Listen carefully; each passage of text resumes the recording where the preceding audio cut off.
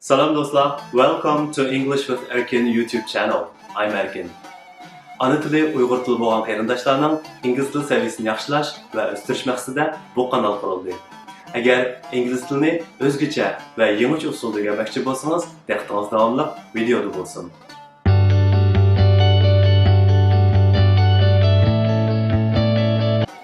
Uyg'ur tili maqol tamsilga boy til.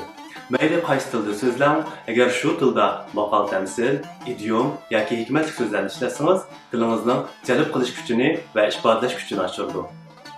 Oldi bilan bir savol, qaysi Uyg'ur tili maqol tamsillarini ingliz tilida deyishni bilsiz? Ishonamanki, bu darsning oxirida bu savolga yaxshi javob topa olasiz. Bugungi bu tunji videomizda Uyg'ur maqol tamsillari, idiom yoki hikmatli so'zlarning bir qanchisini ingliz tilida qanday ifodalaymiz, shu to'g'risida to'xtalamiz. Dersimizin başlanışında tili yumuşatish mashq qilamiz. Tili yumuşatish mashqini ingliz tilida tongue twister deb ataymiz. Bu yerda tongue so'zi til degan ma'noda. Twister so'zining so'z yildizi twist degan so'z. Bu twist degan so'z bir fe'l bo'lib, to twist degan fe'l ingliz tilida burmalash, shaklni o'zgartirish degan ma'noni bildiradi. Shunga tongue twisterni Uyg'urcha til yumshatish mashqi deb tarjima qilsak bo'ldi. Bugungi men tanlagan tongue twister bo'lsa, these are three things I think about. These are three things I think about. Bu mashq Uyg'urlarda ko'pincha qiynaladigan ingliz tilidagi th sound, ya'ni th ohangi yoki ovozining eng yaxshi mashq qilish shakli.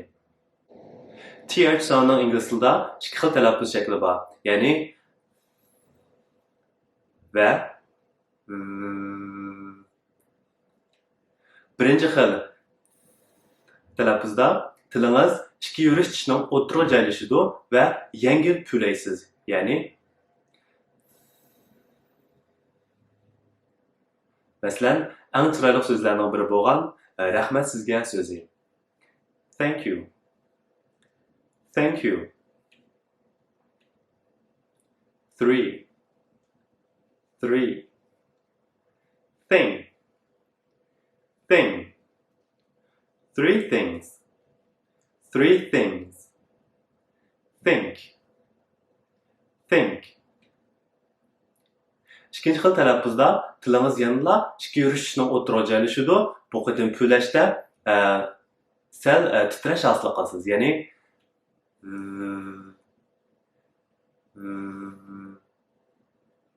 مثلا this, that, these, those.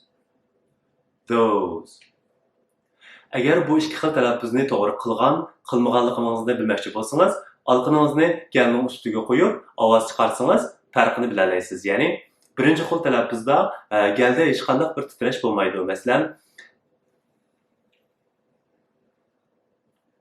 ikkinchi xil talaffuzda titrashni o'zingiz his qila olasiz. Masalan,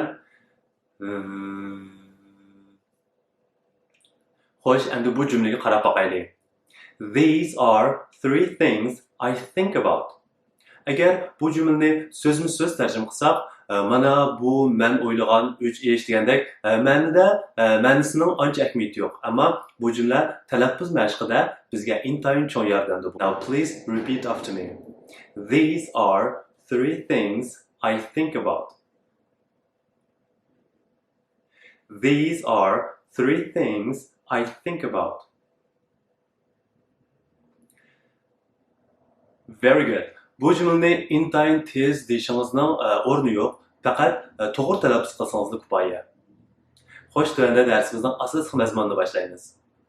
Qiyin ish yo'q olamda ko'ngil qo'ygan odamga. Where there is a will, there is a way. Where there is a will, there is a way.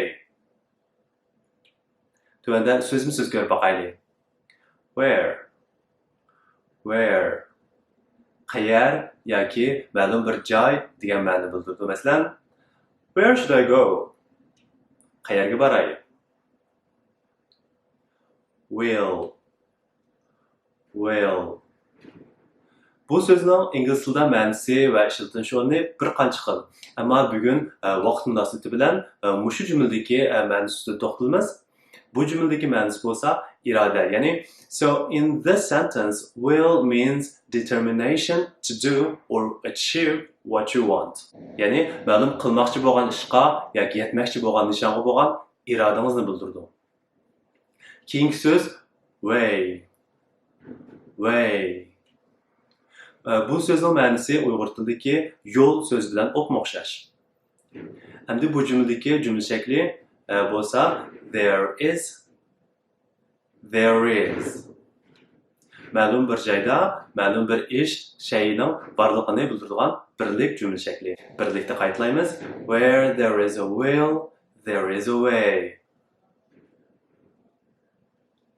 Where there is a will, there is a way. Qo'shnomning qo'sh ko'rinar. The grass is greener on the other side. The grass is always greener on the other side. Grass. Grass so'zi chimliq degan ma'noda. Always. Always is a frequency adverb. Always so'z bo'lsa, doim, hamon degan ma'nodagi izchillik holat so'zi bo'lib, bu izchillik holatlari bilan boshqa bir videoda ayrim to'xtalamiz. Hozircha faqat diqqat qiladigan nuqtamiz bo'lsa, bu so'zning urg'usi, ya'ni so'z urg'usi so'z boshlanishida. Always. Talaffuzda always deb qilishdan saqlaning. Greener. So'z yiltizi yeshil rangdagi yeshil. Green. Faqat silishtirma sifat qo'shimchasi yoki qo'shimchasi qo'shilib, yeshilroq degan so'zga o'zgargan, ya'ni greener ga o'zgargan. On the other side. Bo'lsa, qarshi tarafda degan ma'nodagi so'z birikmasi. Demak, so'zmiz-so'z tarjima qilsak, qarshi tarafning chimliqi hamon bakrak yeshil bo'ldi. Endi bu jumlani biz deydigan qo'shnomning qo'sh ko'rinar jumlasiga tatbiq qilsak bo'ldi. Now please repeat after me. The grass is greener on the other side. The grass is always greener on the other side. Oxirgi jumla bo'lsa, well begun is half done. Bu jumla men eng yaxshi ko'rgan jumlalarning biri bo'lishi mumkin. Well begun is half done. Ya'ni bir yaxshi boshlanish, xayrli natijalarning kapolati degan jumla bo'ldi. So'z ko'raylik. Well so'zi fine, good degan so'zlarning ma'nodosh so'zi bo'lib, ya'ni yaxshi, bilan, xo'p, obdan ma'nosidagi sifat so'zi.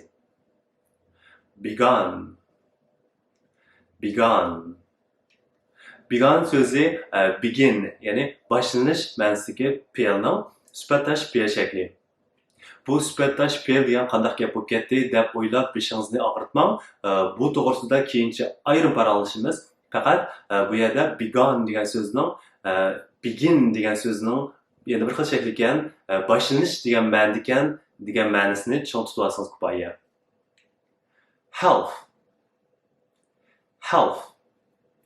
Health so'zi yerim degan so'z bo'ldi. Bu so'zda alayda diqqat qiladigan nuqtamiz bo'lsa, so'zning talaffuzi. Health so'zini half deb ikki bo'g'imga ayirishdan saqlaning. Bu faqat bir bo'g'imliq so'z. Keyingi so'z done. Done bo'lsa ingliz tilidagi eng muhim fe'llarning biri bo'lgan do, ya'ni qilmoq, etmak ma'nosidagi do so'zining boy degandek sifatdosh fe'l shakli. Now it's time for drilling again. Please repeat after me. Well begun is half done. Well begun is half done.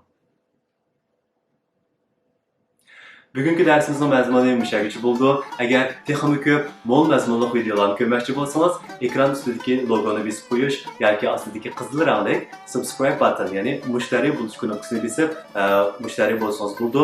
Chunki bu kanalda qarorli holda o'xshamagan saviyadagi, o'xshamagan mazmundagi videolar yo'llanib turdi. Agar har qanday savolingiz yoki taklif fikrlaringiz bo'lsa, ostidagi comment section, ya'ni inkas qismiga yozib qo'ysangiz bo'ladi. Oxirida yangi yilingizga muborak bo'lsin. 2019 yildagi barliq ko'ngilsizliklarni unutilib, yangi yilda yangi qiyofat, yangi natijalar bilan boshlanishini umid qilaman. Chunki unutib qolmang, well begun is half done.